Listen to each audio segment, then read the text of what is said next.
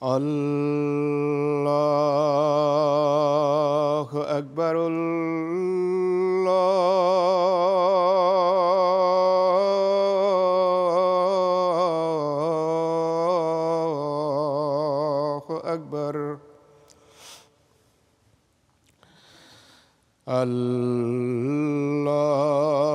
اللہ اکبر اللہ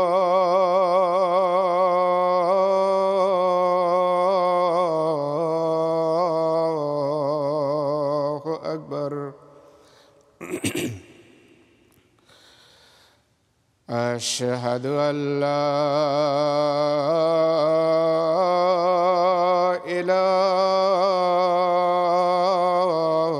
إله إلا الله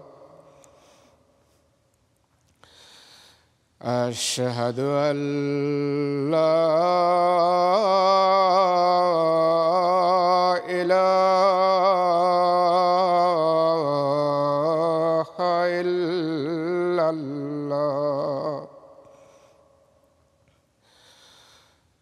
أشهد أن محمدًا رسول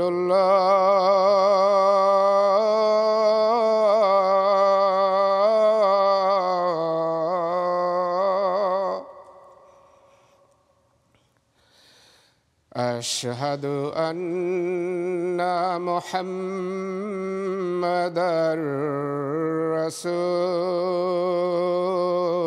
رسول الله حي على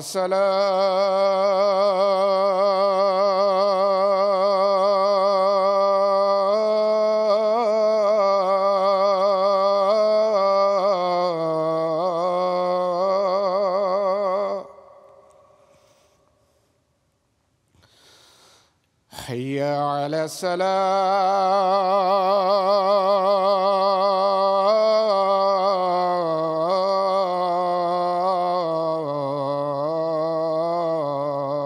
الصلاة حي على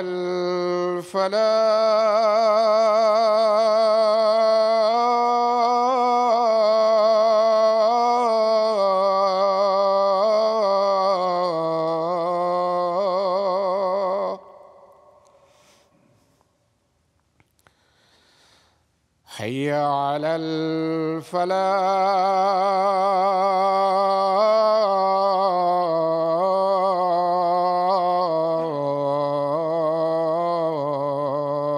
الفلاح الله أكبر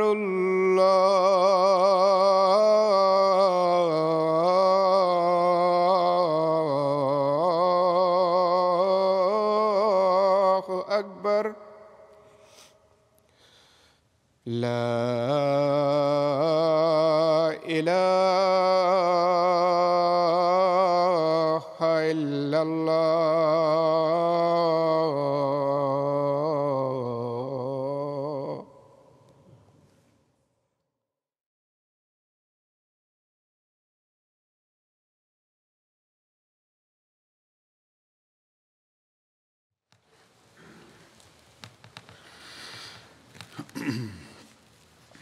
السلام علیکم ورحمۃ اللہ.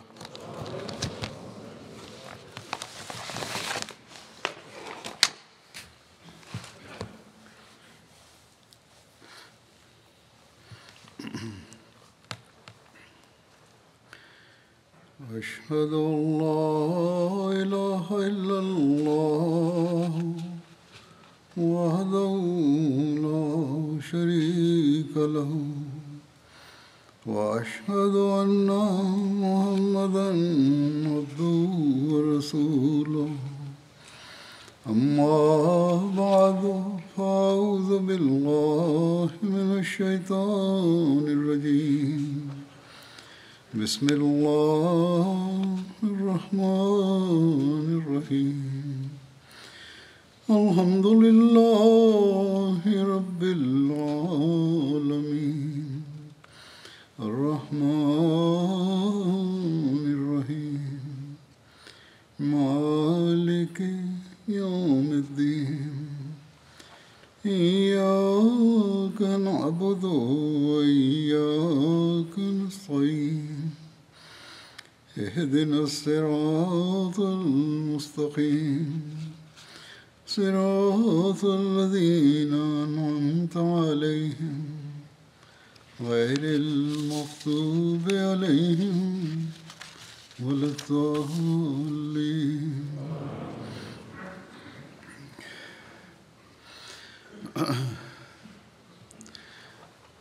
جنگ بدر کے بعد کے واقعات کا ذکر ہو رہا تھا. ان واقعات سے جہاں ہمیں حضرت صلی اللہ علیہ وسلم کی سیرت اور زندگی کے واقعات کا بھی پتہ چلتا ہے، وہاں بعض تاریخی باتیں بھی علم میں آتی ہیں اور بعض غلط روایات کی نشاندہی بھی ہوتی ہے. اگر تاریخ پڑھیں تو جنہوں نے اسلام کا غلط چہرہ غیروں کے سامنے پیش کیا اور مخالفین اسلام اس سے اسلام کو بدنام کرنے کا فائدہ اٹھاتے ہیں، اور شدت پسند مسلمان جو ہیں وہ اپنے مقاصد پورے کرنے کا مقصد حاصل کرتے ہیں. بہرحال آج جو واقعات میں بیان کرنے لگا ہوں ان میں پہلا واقعہ عمیر بن وہب کا ہے، جو جنگ کے بعد اپنی ناکامی جو مشرکین کو ناکامی ہوئی تھی اس کا بدلہ لینے کے لیے حضرت صلی اللہ علیہ وسلم کے قتل کے لیے مکے سے مدینہ آیا تھا.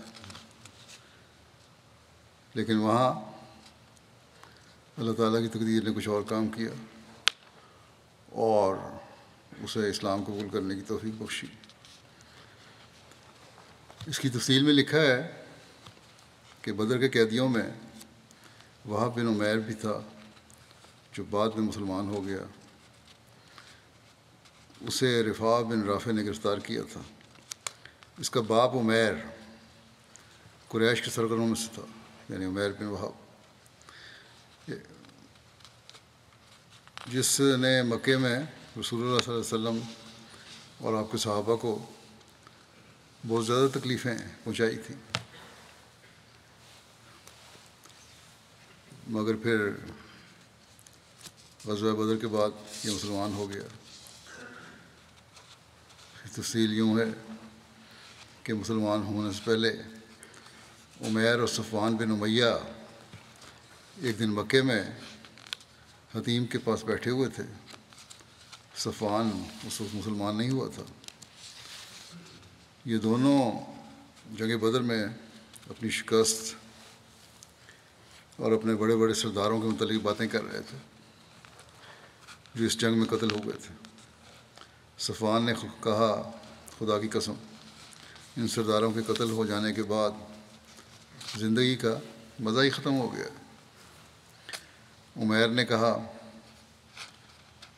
خدا کی قسم تم سچ کہتے ہو.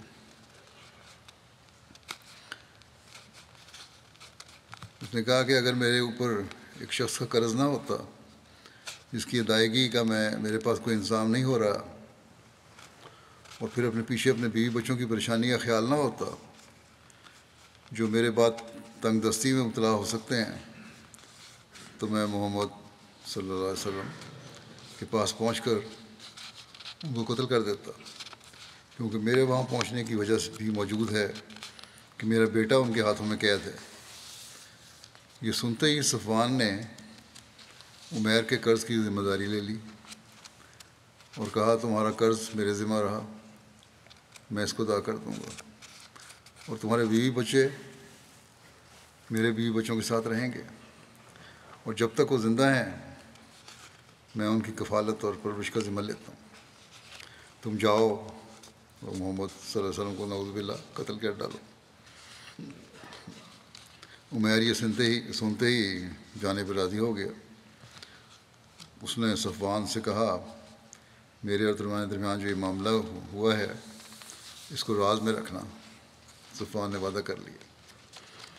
اب عمیر نے گھر جا کر اپنی تلوار نکالی، اس پہ دھار لگائی، اس کو زہر میں بھجایا اور اس کے بعد مکے سے روانہ ہو کر مدینے پہنچا۔ جب عمیر مسجد نبوی پہنچا تو یہاں حضرت عمر رضی اللہ عنہ کچھ دوسرے مسلمانوں کے ساتھ بیٹھے ہوئے تھے اور غزوہ بدر کی باتیں کر رہے تھے۔ عمیر نے جو ہی مسجد نبوی کے دروازے پر اپنی انگلی بٹھائی تو حضرت عمر کی ان پر نظر پڑی کہ عمیر تلوار ہاتھ میں لیے اتر رہا ہے۔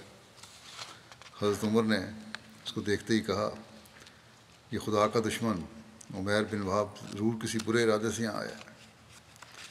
پھر حضرت عمر فوراً ہی وہاں سے اٹھ کر حضرت صلی اللہ علیہ وسلم کے پاس آپ کے حجرہ مبارک میں گئے اور عرض کیا اے پیغمبر خدا، خدا کا یہ دشمن عمیر بن وہب ننگی تلوار لیے آیا ہے۔ آپ نے فرمایا اسے میرے پاس اندر لے آؤ۔ کوئی بات نہیں، میرے پاس اندر لے آؤ۔ حضرت عمر سیدھے عمیر کے پاس آئے اور تلوار کا جو پٹکا اس کی گردن میں پڑا ہوا تھا اس کو مضبوطی سے پکڑ کر عمیر کو لے چلے۔ حضرت عمر کے ساتھ اس وقت جو انصاری مسلمان موجود تھے وہاں، ان سے حضرت عمر نے کہا کہ میرے ساتھ رسول اللہ صلی اللہ علیہ وسلم کے پاس اندر چلو اور آپ کے قریب ہی بیٹھو کیونکہ اس کی طرف سے مجھے اطمینان نہیں ہے۔ اس کے بعد حضرت عمر رضی اللہ عنہ اسے لے کر حضرت صلی اللہ علیہ وسلم کے پاس اندر آئے۔ حضرت صلی اللہ علیہ وسلم نے جب دیکھا کہ حضرت عمر رضی اللہ عنہ اس حال میں آ رہے ہیں کہ ہاتھ سے عمیر کی تلوار کا وہ پٹکا مضبوطی سے پکڑا ہوا ہے جو اس کی گردن میں تھا، تو آپ نے فرمایا عمر اس کو چھوڑ دو۔ پھر آپ نے فرمایا عمیر قریب آؤ۔ چونکہ عمیر قریب آیا اور اس نے جاہلیت کے آداب کے مطابق انعمو و سواہن کہتے ہوئے اسلام کیا۔ آپ صلی اللہ علیہ وسلم نے فرمایا عمیر ہمیں اسلام نے تمہارے اس سلام سے بہتر سلام سے سرفراز فرمایا ہے جو جنت والوں کا سلام ہے۔ تم کس لیے آئے ہو؟ عمیر نے کہا میں اپنے اس قیدی یعنی اپنے بیٹے کے سلسلے میں بات کرنے آیا ہوں جو آپ لوگوں کے قبضے میں ہے۔ میری درخواست ہے کہ اس کے سلسلے میں آپ لوگ اچھا اور نیک معاملہ کریں۔ آپ نے فرمایا اس کی ننگی تلوار دیکھ کے پھر اس تلوار کا کیا مطلب ہے؟ عمیر نے کہا خدا اس تلوار کا ناس کرے، کیا آپ نے ہمیں کسی قابل چھوڑا ہے؟ اس تلوار نے پہلے کون سا ہمارا ساتھ دیا ہے؟ آپ نے فرمایا مجھے سچ سچ بتاؤ تم کس مقصد سے آئے ہو؟ آپ کو یقین نہیں آیا اس کی بات پہ؟ عمیر نے کہا میں واقعی اس کے سوا اور کسی ارادے سے نہیں آیا کہ اپنے قیدی کے متعلق آپ سے بات کروں۔ تب آپ صلی اللہ علیہ وسلم نے فرمایا نہیں، بلکہ ایک دن تم اور صفوان بن امیہ حتیم کے پاس بیٹھے تھے اور قریش کے ان مقتولوں کی باتیں کر رہے تھے جن کو جنگ بدر میں قتل کر کے گڑھے میں ڈالا گیا ہے۔ اس وقت تم نے صفوان سے کہا تھا کہ اگر مجھ پر ایک قرض نہ ہوتا اور اپنے بیوی بچوں کی فکر نہ ہوتی تو میں جا کر محمد کو قتل کر دیتا۔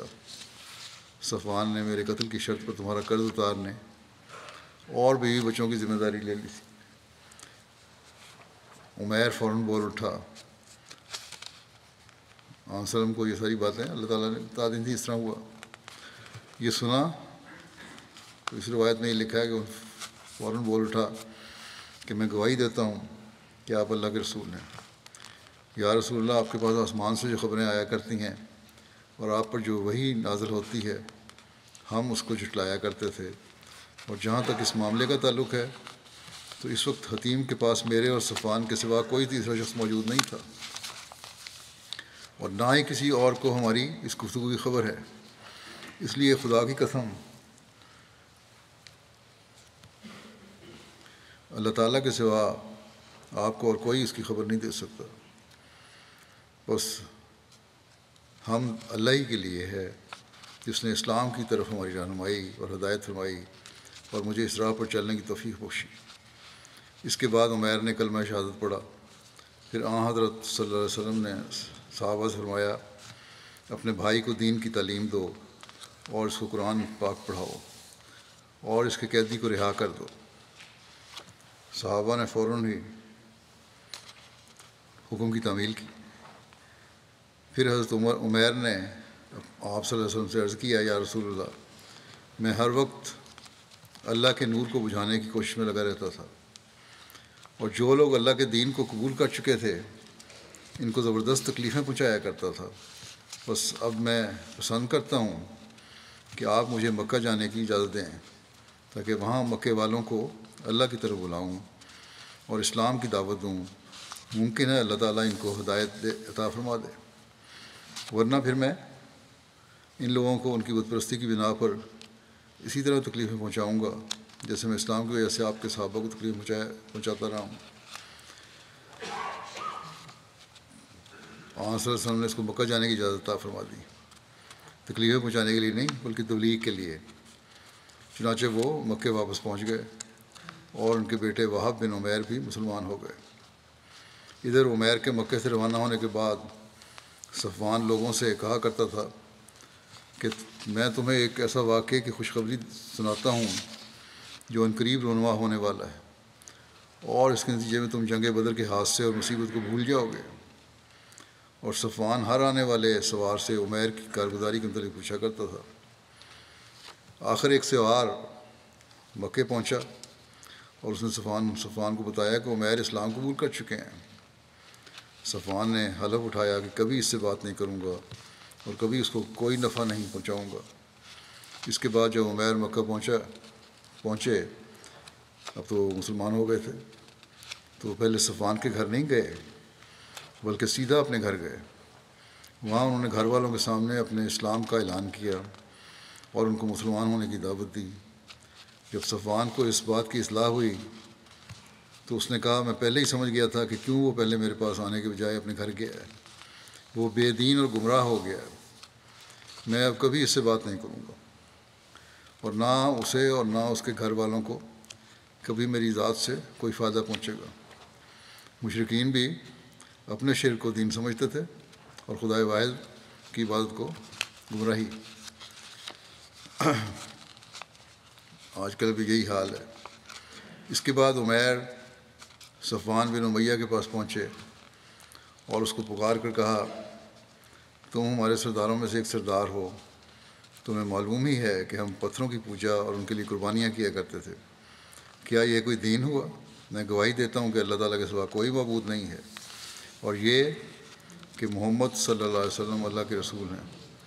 مگر صفوان نے عمیر کی بات کا نہ کوئی جواب دیا اور نہ اس کی طرف متوجہ ہوا۔ اس واقعے کے متعلق مرزا بشیر احمد صاحب نے حدیث خاتم النبیین میں بھی لکھا ہے کہ کفار مکہ جو اب تک صرف ظاہری زور اور گھمنڈ پر لڑ رہے تھے، اب ایک کھلے میدان میں مسلمانوں سے زک اٹھا کر مخفی اور درپردہ سازشوں کی طرف بھی مائل ہونے لگ گئے۔ چنانچہ یہ تاریخی واقعہ جو جنگ بدر کے صرف چند دن بعد وقوع میں آیا، اس خطرے کی ایک بین مثال ہے۔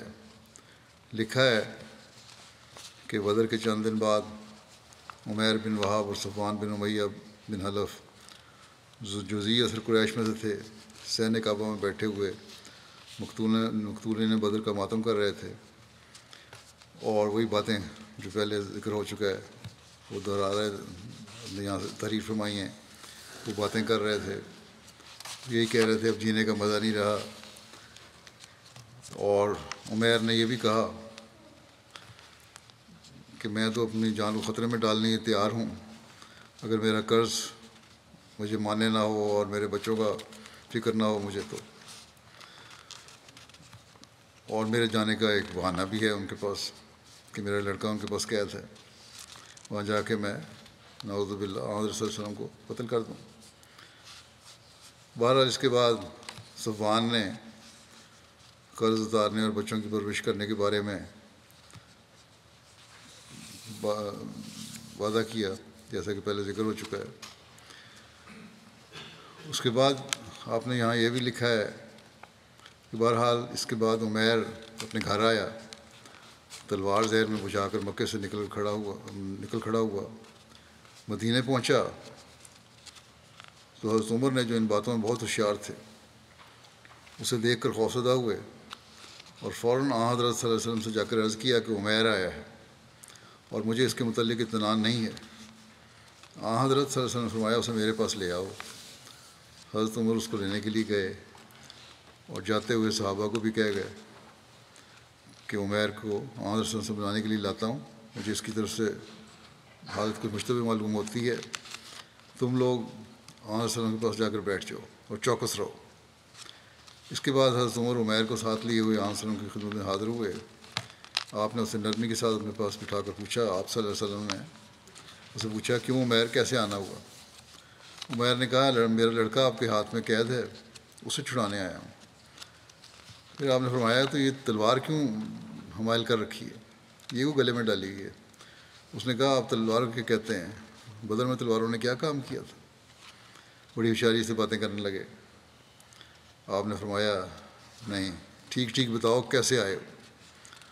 اس نے وہی بات کہی کہ کہا بات وہی ہے جو میں پہلے کہہ چکا ہوں کہ بیٹے کو چھڑانے آیا ہوں۔ آپ نے فرمایا اچھا، تو گویا تم نے صفوان کے ساتھ مل کر سینہ کعبہ میں کوئی سازش نہیں کی؟ آپ نے اشارہ دیا سازش کا۔ عمیر سناٹے میں آ گیا بات سن کے، مگر سنبھل کر بولا نہیں، میں نے کوئی سازش نہیں کی۔ آپ نے فرمایا کیا تم نے میرے قتل کا منصوبہ نہیں کیا؟ مگر یاد رکھو خدا تمہیں مجھ تک پہنچنے کی توفیق نہیں دے گا۔ عمیر ایک گہرے فکر میں پڑ گیا اور پھر بولا آپ سچ کہتے ہیں، ہم نے واقعی یہ سازش کی تھی، مگر معلوم ہوتا ہے کہ خدا آپ کے ساتھ ہے جس نے آپ کو ہمارے ارادوں سے اطلاع دے دی، ورنہ جس وقت میری اور صفوان کی بات ہوئی تھی اس وقت وہاں کوئی تیسرا شخص موجود نہیں تھا، اور شاید خدا نے یہ تجویز میرے ایمان لانے ہی کے لیے کروائی ہے، اور میں سچے دل سے آپ پر ایمان لاتا ہوں۔ آپ صلی اللہ علیہ وسلم عمیر کے اسلام سے خوش ہوئے اور صحابہ سے فرمایا اب یہ تمہارا بھائی ہے، اسے اسلام کی تعلیم سے آگاہ کرو اور اس کی قیدی کو چھوڑ دو۔ الغرض عمیر بن وہب مسلمان ہو گئے اور بہت جلد انہوں نے ایمان و اخلاص میں نمایاں ترقی کر لی، اور بالآخر نور صداقت کے اس قدر گرویدہ ہوئے کہ حضرت صلی اللہ علیہ وسلم سے باصرار عرض کیا کہ مجھے مکہ جانے کی اجازت مرحمت فرمائیں تاکہ میں وہاں کے لوگوں کو جا کر تبلیغ کروں۔ حضرت صلی اللہ علیہ وسلم نے اجازت دی اور عمیر نے مکہ پہنچ کر اپنے جوش تبلیغ سے کئی لوگوں کو خفیہ مسلمان بنا لیا۔ صفوان جو دن رات حضرت صلی اللہ علیہ وسلم کے قتل کی خبریں سننے کا منتظر تھا اور قریش سے کہا کرتا تھا کہ تمہیں خوشخبری سننے کے لیے تیار رہو، اس نے جب یہ نظارہ دیکھا تو بے خود سا رہ گیا۔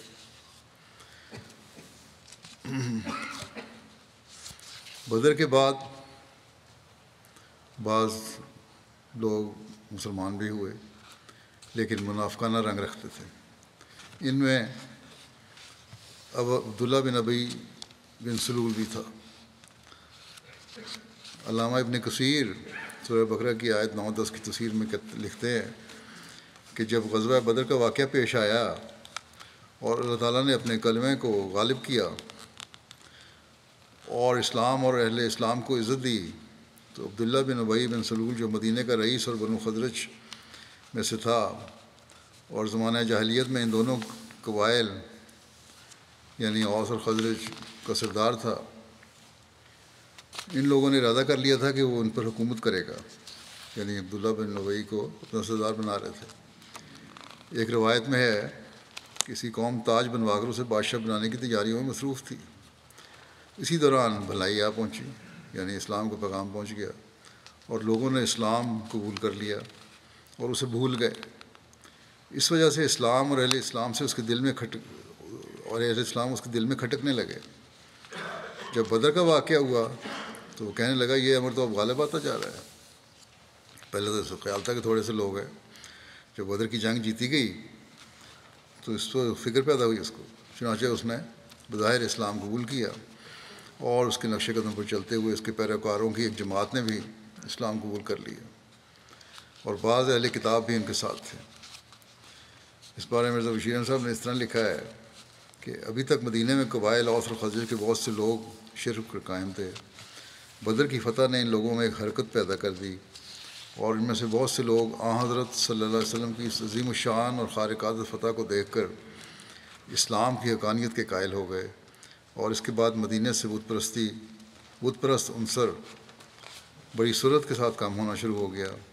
مگر بعض ایسے بھی تھے جن کے دلوں میں اسلام کی اس فتح نے بغض اور حسد کی چنگاری روشن کر دی، اور انہوں نے برملا مخالفت کو خلاف مسئلہ سمجھتے ہوئے بظاہر تو اسلام قبول کر لیا، لیکن اندر ہی اندر اس کے استحصال کے درپے ہو کر منافقین کے گروہ میں شامل ہو گئے۔ ان مؤخر ذکر لوگوں میں سے زیادہ ممتاز عبداللہ بن ابی بن سلول تھا، جو قبیلہ خزرج کا ایک نہایت نامور رئیس تھا، اور حضرت صلی اللہ علیہ وسلم کے مدینہ میں تشریف لانے کے نتیجے میں اپنی سرداری کے چھینے جانے کا صدمہ اٹھا چکا تھا۔ یہ شخص بدر کے بعد بظاہر مسلمان ہو گیا، لیکن اس کا دل اسلام کے خلاف بغض اور عداوت سے لبریز تھا، اور اہل نفاق کا سردار بن کر اس نے مخفی اسلام اور حضرت صلی اللہ علیہ وسلم کے خلاف ریشہ دیوانی کا سلسلہ شروع کر دیا۔ چنانچہ بعد کے واقعات سے پتہ لگتا ہے کہ کس طرح یہ شخص بعض اوقات اسلام کے لیے نہایت نازک حالات پیدا کر دینے کا باعث بنا۔ اس کی ایک لمبی علیحدہ تاریخ ہے۔ غزوہ بنو سلیم یا کرکرۃ القدر، رسول اللہ صلی اللہ علیہ وسلم جب غزوہ بدر سے لوٹے تو چند ہی دنوں بعد آپ کو اطلاع ملی کہ بنو سلیم اور بنو غطفان کے لوگ کرکرۃ القدر کے مقام پر جمع ہیں اور مدینے پر حملے کی منصوبہ بندی کر رہے ہیں۔ کرکرۃ القدر ایک چرچن میدان میں ایک چشمہ تھا، اس کا نام ہے۔ یہ قدر نجد کے راستے میں مکہ سے شام جانے والے شاہراہ پر مدینے سے 96 میل کے فاصلے پر واقع ہے۔ بہرحال یہ خبر ملتے ہی رسول اللہ صلی اللہ علیہ وسلم نے فیصلہ کیا کہ بنو سلیم اور بنو غطفان کی طرف خود فوری پیش قدمی کر کے ان کے فاسد ارادوں کو خاک میں لا دینا چاہیے۔ چنانچہ آپ صلی اللہ علیہ وسلم 300 صحابہ کا لشکر لے کر بنفس نفیس کرکرۃ القدر کی طرف روانہ ہو گئے۔ جنگ کی روانگی کے بارے میں مختلف رائے ہیں۔ ابن اسحاق کے بقول رسول اللہ صلی اللہ علیہ وسلم غزوہ بدر سے واپسی کے 7 دن بعد آخر رمضان یا شروع شوال 2 ہجری میں اس مہم پر روانہ ہوئے تھے۔ طبقات ابن سعد نے لکھا ہے غزوہ بنو سلیم 6 جمادی الاولیٰ کو پیش آیا، واقعی کے مطابق غزوہ نصف محرم 3 ہجری میں پیش آیا، واقعی کی روایتیں عموماً کمزوری ہوتی ہیں۔ اس غزوے کی قیادت خود رسول اللہ صلی اللہ علیہ وسلم نے فرمائی، اور آپ صلی اللہ علیہ وسلم کے علمبردار حضرت علی تھے، اور اسلامی جھنڈے کا رنگ سفید تھا۔ رسول اللہ صلی اللہ علیہ وسلم نے مدینہ منورہ میں حضرت عبداللہ ابن مکتوم کو اپنی آمد کا شرف عطا فرمایا۔ یہ بھی کہا جاتا ہے کہ رسول اللہ صلی اللہ علیہ وسلم نے اس موقع پر حضرت سبا بن عرفتہ غفاری کو مدینہ میں نائب مقرر کیا تھا۔ بہرحال ان دونوں کو وضاحت اس طرح ان دونوں باتوں کی جاتی ہے کہ انتظامی فیصلوں کے لیے حضرت سبا کو نیابت سونپی، اور حضرت عبداللہ ابن مکتوم کو حسب معمول نماز پڑھانے پر معمول فرمایا۔ بہرحال دشمن کو یہ پتہ لگا کہ یہ اسلامی لشکر آ رہا ہے، 300 لوگ آ رہے ہیں، بنو سلیم اور بنو غطفان کے لوگوں کو یہ اچانک خبر پہنچی، ان کے لیے بڑا غیر متوقع تھا۔ خوفزدہ ہو کر وہ لوگ وہاں سے دوڑ گئے اور پہاڑوں کی چوٹیوں کے اوپر جا پہنچے۔ رسول اللہ صلی اللہ علیہ وسلم لازمی لشکر کے ساتھ وادی قدر پہنچے تو آپ صلی اللہ علیہ وسلم کو اونٹوں کے قدموں کے نشان کے علاوہ پانی کے گھاٹ بھی نظر آئے، لیکن آپ صلی اللہ علیہ وسلم اس علاقے میں اس علاقے میں دشمن کا ایک آدمی بھی نہیں ملا۔ رسول اللہ صلی اللہ علیہ وسلم نے صحابہ کرام کا ایک دستہ وادی کی بلائی جانب روانہ فرمایا اور خود کسی مزاحمت کا سامنا کیے بغیر بطن وادی میں تشریف لے گئے۔ وہاں آپ صلی اللہ علیہ وسلم کو ان قبائل کے کچھ چرواہے ملے، ان میں یسار نامی ایک غلام بھی تھا۔ آپ صلی اللہ علیہ وسلم نے اس سے بنو سلیم اور غطفان کے لوگوں کے بارے میں دریافت فرمایا۔ اس نے جواب دیا کہ مجھے ان کے بارے میں کچھ نہیں، میں تو بس اونٹوں کو پانی پلاتا ہوں، کچھ کو 5ویں دن کچھ کو چوتھے دن باری آتی ہے، اور مقامی لوگ چشموں کی طرف اوپر چڑھ گئے ہیں، جبکہ ہم اونٹوں کے ریوڑ کے ساتھ اس معاملے سے بالکل الگ تھلگ ہیں۔ بہرحال علیہ وسلم نے، کیونکہ یہ جنگ کے ارادے سے لوگ آئے ہوئے تھے، ان کا سامان تھا، آپ نے اونٹوں اور چرواہوں کو حراست میں لے لیا۔ 3 رات آپ نے وہاں قیام فرمایا، ایک روایت مطابق 10 راتیں مقیم رہے۔ جتنا عرصہ آپ صلی اللہ علیہ وسلم وہاں قیام پذیر رہے، کسی کو آپ صلی اللہ علیہ وسلم کے مقابلے میں آنے کی ضرورت نہیں ہوئی۔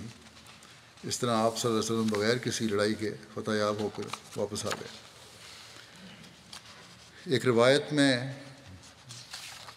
بیان ہوا ہے کہ آپ صلی اللہ علیہ وسلم کو جو اونٹ بطور مال غنیمت ملے، ان کی تعداد 500 تھی، کیونکہ یہ لوگ جنگ کی وجہ سے آئے ہوئے تھے اور اپنا مال وہاں چھوڑ گئے تھے، اس لیے اس وقت کے رواج کے مطابق یہ جائز تھا کہ ان کا وہ مال لے آیا جائے، وہ مال غنیمت تھا۔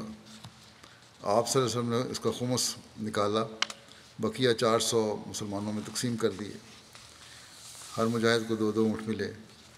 یہ لشکر 200 مجاہدین پر مشتمل تھا۔ یسار آپ کے حصے میں آیا تو آپ نے اسے آزاد کر دیا، اور چرواہ جو تھا اسے آپ نے آزاد کر دیا۔ حضور صلی اللہ علیہ وسلم اس مہم کے لیے 15 روز تک مدینہ سے باہر رہے۔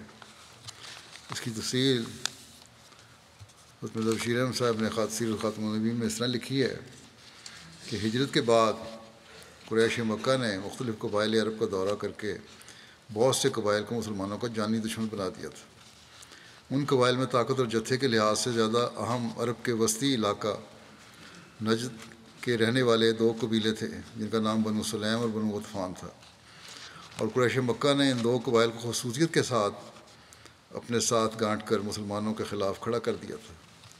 چنانچہ سر ولیم میور بھی لکھتا ہے کہ قریش مکہ نے اپنی توجہ اس نجدی علاقے کی طرف پھیری اور اس علاقے کے قبائل کے ساتھ آگے سے بھی زیادہ گہرے تعلقات قائم کر لیے، اور اس وقت کے بعد قبائل سلیم و غطفان محمد صلی اللہ علیہ وسلم کے سخت دشمن ہو گئے، اور ان کی اس دشمنی نے مسلمانوں کے خلاف عملی صورت اختیار کر لی۔ چنانچہ قریش کی اشتعال انگیزی اور ابو سفیان کے عملی نمونے کے نتیجے میں انہوں نے مدینہ پر حملہ آور ہونے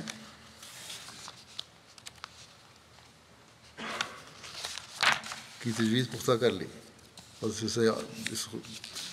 یہ مستشرق ہے، اس نے بھی یہ تسلیم کیا ہے کہ وہ اکٹھے ہو گئے اور حملہ کرنا چاہتے تھے مدینہ پر، اس لیے جو بھی سلوک ان کے ساتھ ہوا، جو مال غنیمت لائے، وہ بالکل جائز تھا۔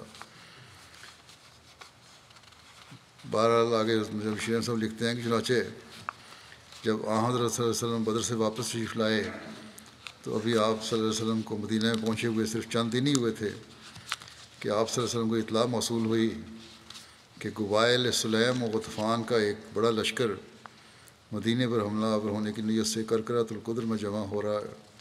جنگ بدر کے اس قدر قریب اس اطلاع کا آنا یہ ظاہر کرتا ہے کہ جب قریش کا لشکر مسلمانوں کے خلاف حملہ آور ہونے کی نیت سے مکے سے نکلا تھا تو رؤسائے قریش نے اسی وقت قبائل سلیم و غطفان کو یہ پیغام بھیج دیا ہوگا کہ تم دوسری طرف سے مدینہ پر حملہ آور ہو جاؤ، یا یہ بھی ممکن ہے کہ جب ابو سفیان اپنے قافلے کے ساتھ بچ کر نکل گیا تو اس نے کسی قاصد وغیرہ کے ذریعے ان قبائل کو مسلمانوں کے خلاف نکلنے کی تحریک کی ہو۔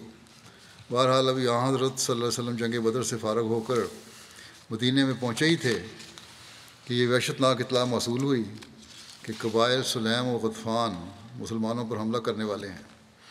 یہ خبر سن کر آپ صلی اللہ علیہ وسلم فوراً صحابہ کی ایک جمعیت کو ساتھ لے کر پیش بندی کے طور نجد کی طرف روانہ ہو گئے، لیکن جب آپ صلی اللہ علیہ وسلم کئی دن کا تکلیف دہ سفر طے کر کے موضع القدر کے کرکرا یعنی چٹیل میدان میں پہنچے تو معلوم ہوا کہ بنو سلیم اور بنو غطفان کے لوگ لشکر اسلام کی آمد کی خبر پا کر پاس کے پہاڑوں میں جا چھپے۔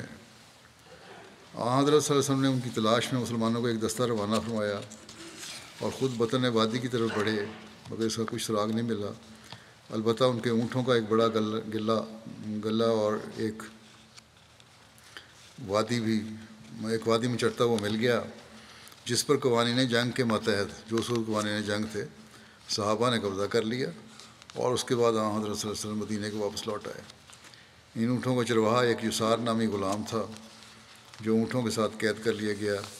اس شخص پر حضرت صلی اللہ علیہ وسلم کی صحبت کا ایسا اثر ہوا کہ ابھی زیادہ عرصہ نہیں گزرا تھا کہ وہ مسلمان ہو گیا، اور گو حضرت صلی اللہ علیہ وسلم نے حسب عادت اسے بطور احسان کے آزاد کر دیا، مگر وہ مرتے دم تک آپ کی خدمت سے جدا نہیں ہوا۔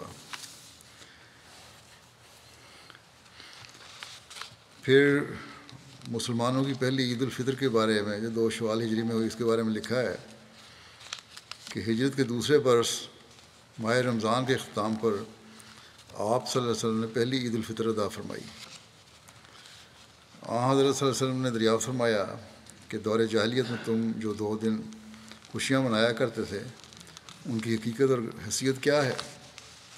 عرض کیا گیا یہ وہاں کے رہنے والوں نے کہ ہم اس سے پہلے تہوار بالکل اسی طرح منایا کرتے تھے جو اب بھی رائج ہیں۔ فرمایا اللہ تعالیٰ نے ان 2 تہواروں سے بہتر دن تمہارے لیے مقرر فرمائے ہیں۔ صحابہ کرام نے بسط اشتیاق پوچھا وہ کون سے دن ہیں یا رسول اللہ صلی اللہ علیہ وسلم؟ حضور صلی اللہ علیہ وسلم نے فرمایا عید الفطر اور عید الاضحیٰ، ان دونوں میں سے کوئی روزہ ان دنوں میں کوئی روزہ نہ رکھے بلکہ کھائے پیے اور خوشیاں منائے۔ ان دونوں عیدوں میں آپ عیدگاہ تشریف لے جاتے۔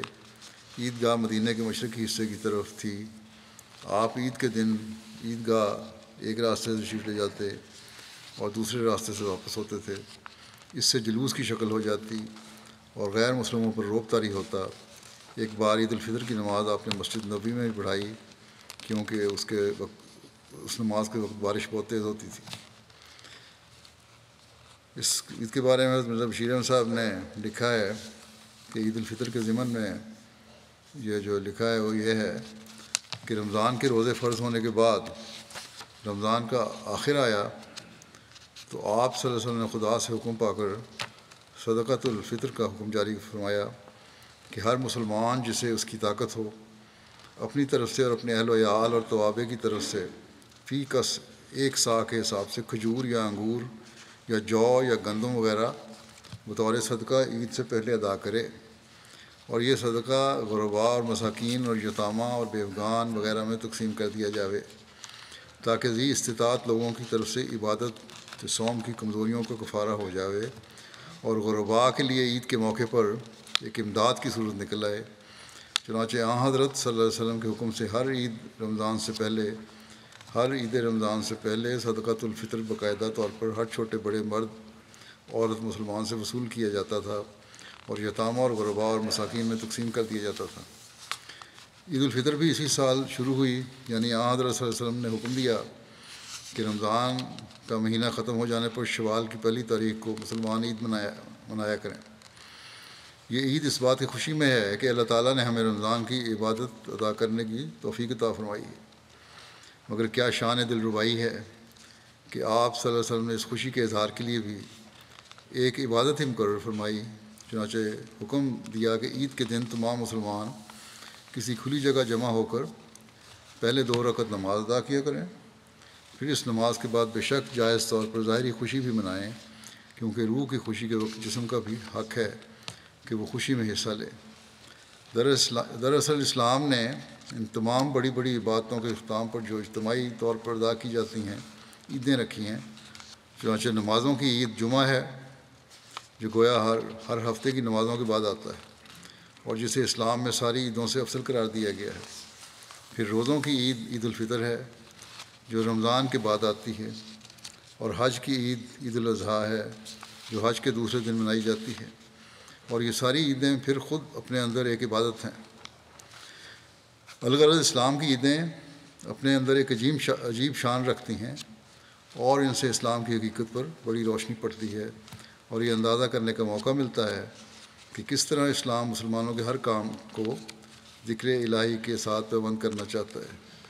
بس یہ اہمیت ہے عیدوں کی کہ یاد رکھنا چاہیے ہمیشہ، صرف خوشیاں نہیں بلکہ اللہ تعالیٰ کا ذکر بھی ہونا چاہیے اور عبادت بھی ہونی چاہیے۔ فرماتے ہیں کہ مجھے تاریخ سے ہٹنا پڑتا ہے، ورنہ میں ابھی یہ بتاتا کہ مسلمان کس طرح اسلام نے ایک مسلمان کی ہر حرکت و سکون اور ہر قول و فعل کو خدا کی یاد کا خمیر دیا ہے، حتیٰ کہ روزمرہ کے معمولی اٹھنے بیٹھنے، چلنے پھرنے، سونے جاگنے، کھانے پینے، نہانے دھونے، کپڑے بدلنے، جوتا پہننے، گھر سے باہر جانے، گھر کے اندر آنے، سفر پر جانے، سفر سے واپس آنے، کوئی چیز بیچنے، کوئی چیز خریدنے، بلندی پر چڑھنے، بلندی سے اترنے، مسجد میں داخل ہونے، مسجد سے باہر آنے، دوست سے ملنے، دشمن کے پاس سامنے ہونے، نیا چاند دیکھنے، بیوی کے پاس جانے، غرض ہر کام کے شروع کرنے اور ختم کرنے، حتیٰ کہ چھینک اور عباسی تک لینے کو کسی نہ کسی طرح خدا کے ذکر کے ساتھ وابستہ کر دیا ہے۔ بس یہ اسلام کی تعلیم ہے جسے ہمیشہ ہر حقیقی مسلمان کو سامنے رکھنا چاہیے کہ اللہ تعالیٰ ہر وقت ہر بات میں ہمارے سامنے ہونا چاہیے۔ اس حالت میں اگر مشرکین عرب حضرت صلی اللہ علیہ وسلم کے متعلق، جو دراصل اس تعلیم کے لانے والے لیکن کفار کے خیال میں اس تعلیم کے بنانے والے تھے، یہ کہتے ہوں کہ محمد صلی اللہ علیہ وسلم کو خدا کا جنون ہو گیا ہے، تو کوئی تعجب کی بات نہیں۔ واقعی ایک دنیا دار کو یہ باتیں جنون کے سوا اور کچھ نظر نہیں آ سکتی، مگر جس نے اپنی ہستی کی حقیقت کو سمجھا وہ جانتا ہے کہ زندگی اسی کا نام ہے۔ حقیقی زندگی یہی ہے کہ خدا تعالیٰ کی یاد ہمیشہ انسان کو رہے۔ اس عرصے میں دو مشتبہ واقعات کا بھی ذکر ملتا ہے جنگ بدر کے بعد اور احد سے پہلے، جن کا اگر سرسری جائزہ بھی لیا جائے تو صاف ظاہر ہوتا ہے کہ من گھڑت کہانی ہے، اور اگر صاف پتہ لگ رہا ہے۔ پہلا واقعہ اسماء بنت مروان کا قتل ہے۔ یہ بیان کیا جاتا ہے کہ اس کا قتل کیا گیا، اور اس کی تفصیل میں بیان ہوا ہے کہ حضرت عمیر بن عدی ختمی ایک نابینا صحابی تھے۔ حضرت عمیر قبیلہ بنو ختمہ میں سب سے پہلے مسلمان ہوئے۔ ہجرت کا دوسرا سال تھا، رمضان کی 5 راتیں باقی تھیں۔ حضرت صلی اللہ علیہ وسلم نے عمیر بن عدی ختمی کو اسماء بنت مروان کی طرف بھیجا، جو یہودی عورت تھی اور مرثد بن زید بن حصن انصاری کی بیوی تھی، جو مسلمان ہو گئے تھے۔ اسماء بنت مروان کے قتل کے حکم دینے کی وجہ یہ تھی کہ یہ اسلام کو گالیاں دیا کرتی تھی۔ یہ بیان کیا جاتا ہے کہ اس لیے بھیجا کہ اسلام کو گالیاں دیا کرتی تھی اور آپ صلی اللہ علیہ وسلم کے خلاف لوگوں کو ابھارتی تھی اور اشعار کہتی تھی۔ ایک روایت میں آتا ہے کہ یہ عورت گندے کپڑے مسجد نبوی میں لے جا کر ڈال دیا کرتی تھی۔ اس کہانی کو بنانے کے لیے اس روایت میں یہ بھی شامل کر لیا گیا ہے، اور اس طرح حضرت صلی اللہ علیہ وسلم اور مسلمانوں کو تکلیف پہنچایا کرتی تھی۔ حضرت عمیر رات کے اندھیرے میں اس کے گھر میں داخل ہوئے، اس بقول ان کے جو آنسر نے حکم دیا، تو اس عورت کے گھر گئے رات کے اندھیرے میں۔ اس کی اولاد اس کے ارد گرد سوئی ہوئی تھی اور ایک بچے کو وہ دودھ پلا رہی تھی۔ عمیر نے اپنے ہاتھ سے اسے ٹٹولا اور اس بچے کو اس سے دور کیا اور اپنی تلوار اس کے سینے پر رکھ کر پورا زور ڈال دیا، یہاں تک کہ تلوار اس کی کمر سے پار ہو کر نکل گئی۔ اس کے بعد عمیر بن عدی نے مدینے آ کر حضرت صلی اللہ علیہ وسلم کے پیچھے صبح کی نماز ادا کی۔ جب حضرت صلی اللہ علیہ وسلم نماز سے فارغ ہو کر اٹھے تو آپ صلی اللہ علیہ وسلم کی نظر عمیر پر پڑی۔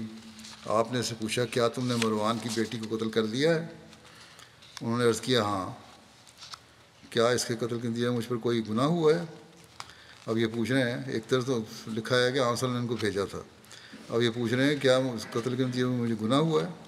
آپ نے جواب میں عربی کا ایک غیر معروف محاورہ بولا اور فرمایا لا ینتطع فیہا انزان۔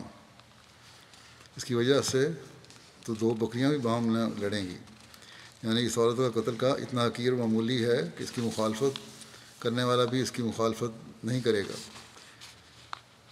تو لکھتے ہیں کہ یہ کلمہ یا محاورہ ان کلمات میں سے ہے جو رسول اللہ صلی اللہ علیہ وسلم کے علاوہ کسی کی زبان سے نہیں سنے گئے۔ تو یہی ایک روایت ملتا ہے یہاں۔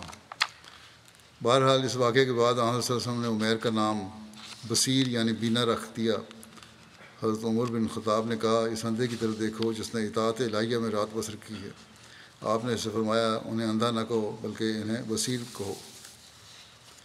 ایک روایت میں اسماء کے قتل کا واقعہ یوں بیان ہوا ہے کہ جب رسول اللہ صلی اللہ علیہ وسلم نے اسماء بنت مروان کے قتل کا ارادہ کیا تو لوگوں سے فرمایا کیا کوئی شخص ہے جو ہمیں اس عورت سے نجات دلا سکے؟ اس پر عمیر بن عدی نے کہا کہ اس کا کام تمام کرنا میرے ذمہ ہے۔ اس کے بعد یہ اسماء کے پاس پہنچے۔ وہ عورت کھجور فروخت کر رہی تھی۔ عمیر نے اس کے سامنے رکھی کھجوروں کی طرف اشارہ کر کے کہا کیا تمہارے پاس ان کھجوروں سے اچھی کھجوریں ہیں؟ اس نے کہا ہاں، اور وہ یہ کہہ کر اپنے مکان کے اندر گئی اور کھجوریں اٹھانے کے لیے جھکی۔ وہ کہتے ہیں میں نے دائیں بائیں دیکھا، میں نے اس کے سر پر وار کیا اور اس کو قتل کر دیا۔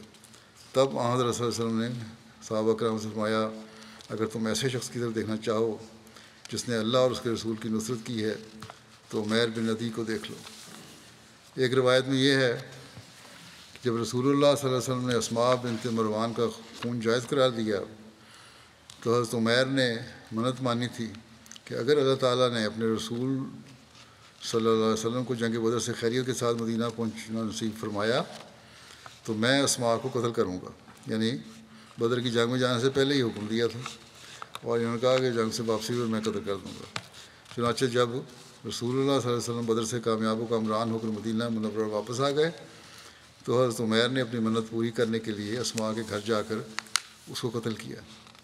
ایک روایت میں آتا ہے کہ اسماء بنت مروان کو قتل کرنے کے بعد جب حضرت عمیر اس محلے میں واپس آئے تو اس عورت کے بیٹے ایک گروہ کے ساتھ اپنی ماں کو دفن کر رہے تھے۔ عمیر کو دیکھ کر انہوں نے کہا عمیر کیا تم نے اسے قتل کیا ہے؟ انہوں نے کہا ہاں۔ پھر کہا فقیدونی جمیعا ثم لا تنظرون، بس تم سب مل کر میرے خلاف چالیں چلو، پھر مجھے کوئی مہلت نہ دو۔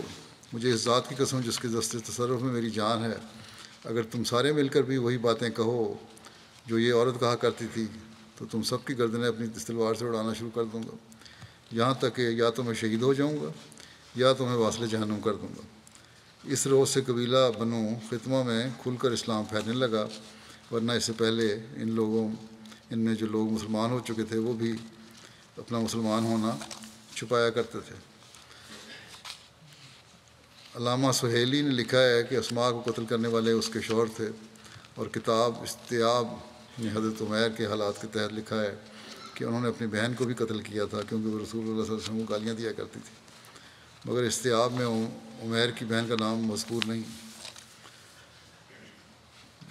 تو یہ ساری کہانی بیان کی گئی ہے۔ تاریخ و سیرت کی بعض کتب میں یہ واقعہ ملتا ہے، لیکن صحاح اور حدیث کی کسی بھی معتبر کتاب میں اس کا تذکرہ نہیں ہے۔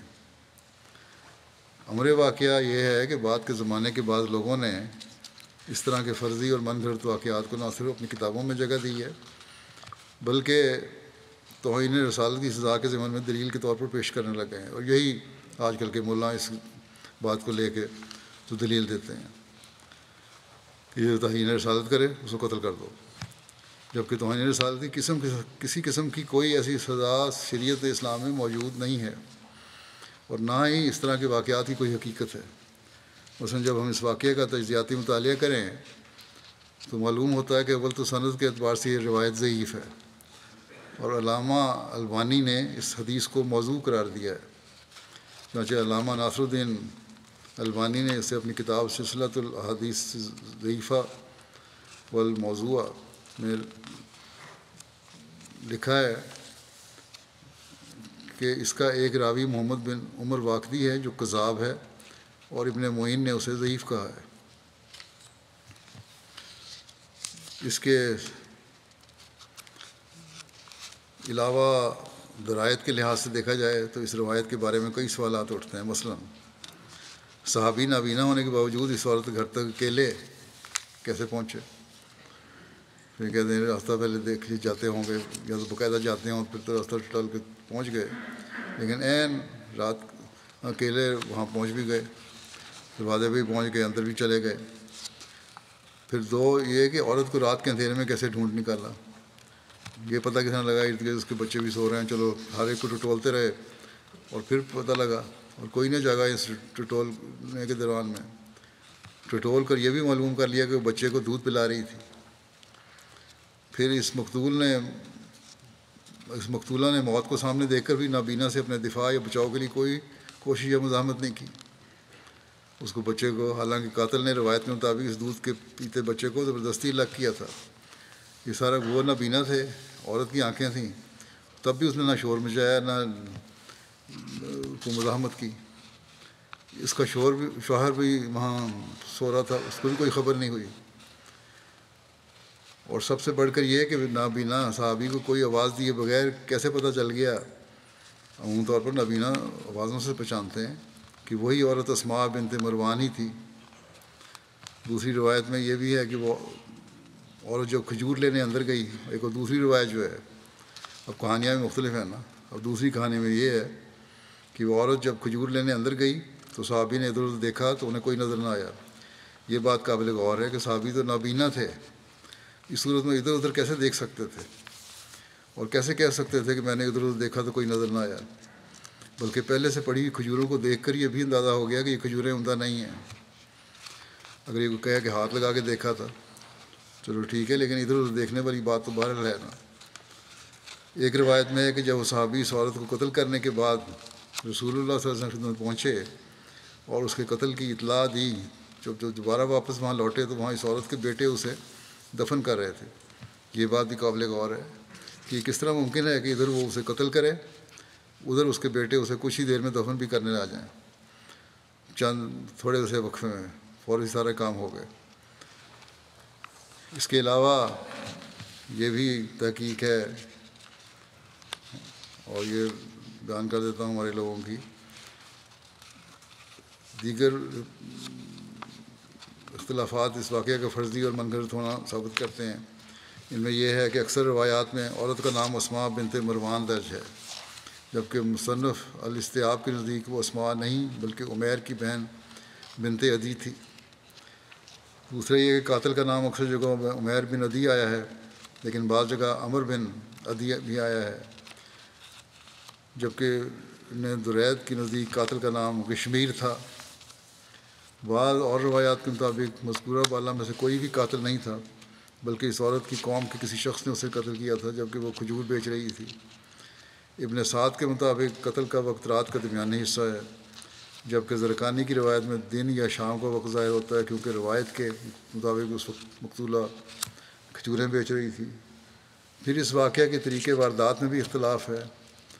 مقتولہ کا گلا دبایا گیا، اس کے پیٹ میں خنجر وغیرہ گھونپ کر اسے قتل کیا گیا، اسے رات سوتے میں قتل کیا گیا، یا اس سے کھجوریں لینے کے بہانے اسے گھر جا کر گلا دبایا گیا. پھر یہ بھی ہے کہ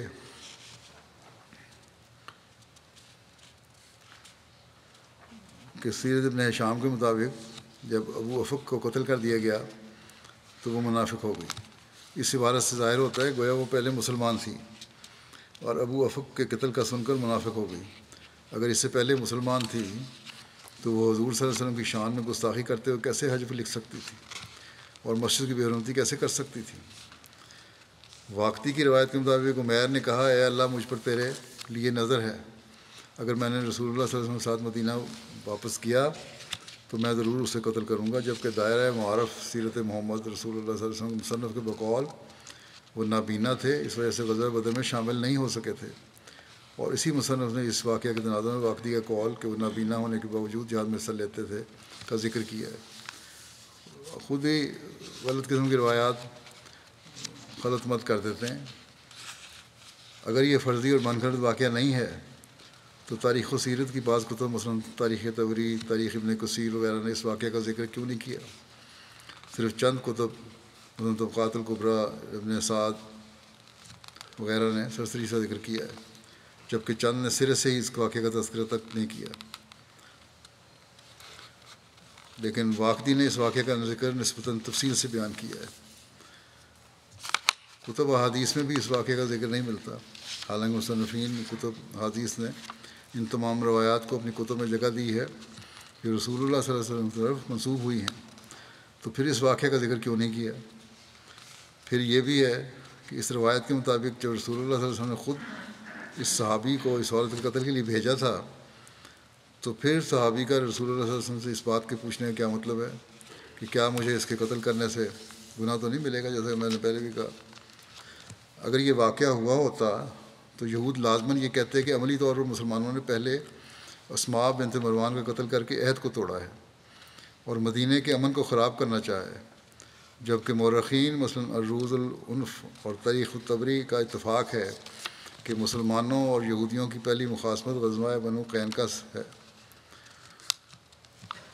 تو یہ خود یہودیوں کا کوئی رد عمل ایسا نہیں ہے، لہذا یہ امور اس واقعے کو بہت زیادہ مشتبہ بلکہ غلط ثابت کرتے ہیں۔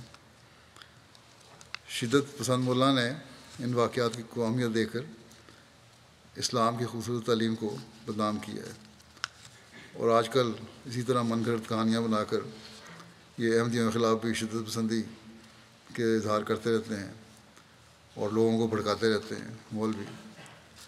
دوسرا واقعہ بھی اس سے ملتا جلتا ہی ہے، وہ انشاءاللہ آئندہ بیان کروں گا، وہ بھی واضح طور پر ثابت ہوتا ہے کہ غلط ہے۔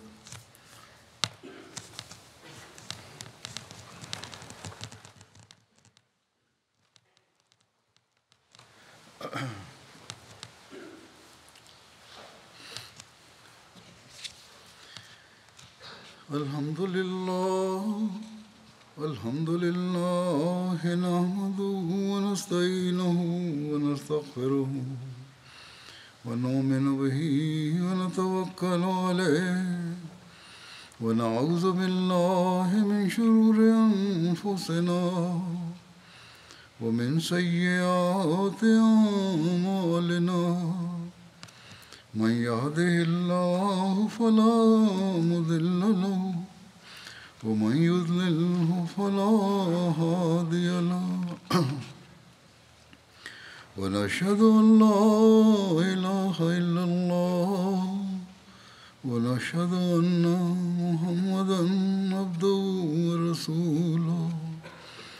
عباد الله رحمكم الله، إن الله يأمر بالعدل والإحسان وإيتاء ذي القربى وينهى عن الفحشاء والمنكر والبغي يعظكم لعلكم تذكرون۔ اذكروا الله يذكركم وادعوه يستجب لكم ولذكر الله أكبر۔